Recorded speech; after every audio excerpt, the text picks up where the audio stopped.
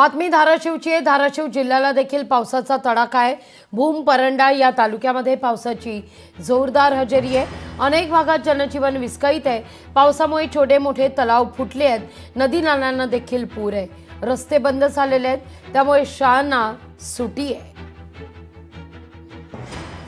या सगळ्याचा आढावा घेतलेला आहे। या सगळ्याचा अपडेट देण्याकरता आपल्या सोबत जोडले गेलेले आहेत काकासाहेब कांबळे, आपले प्रतिनिधी आपल्या सोबत जोडले गेलेले आहेत।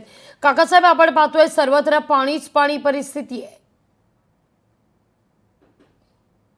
नक्कीच धाराशिव जिल्ह्यात अक्षरशः पावसानं धुमाकूळ घातलाय। धाराशिव मधील भूम असेल, परंडा असेल, या गावातील नद्या नाल्यांना आता पूर आलेला पूर्ण जनजीवन विस्कळीत झालेलं आहे। या भागातील लाईट गेलेली आहे।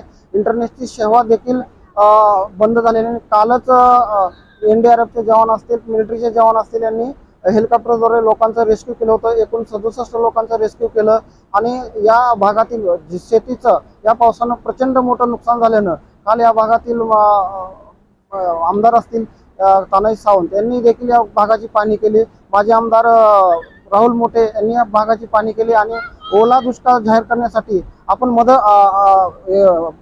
हा प्रश्न घेऊन जाणार असल्याची माहिती तानाजी सावंत यांनी दिली।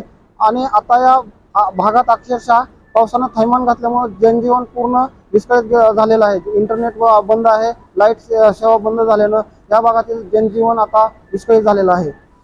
अगदी धन्यवाद तुम्ही दिलेल्या एकूण अशा सविस्तर माहिती करता। बातमी सोलापूरची आहे। सोलापूर जिल्ह्याला पावसाचा फटका आहे। इतिहासात पहिल्यांदाच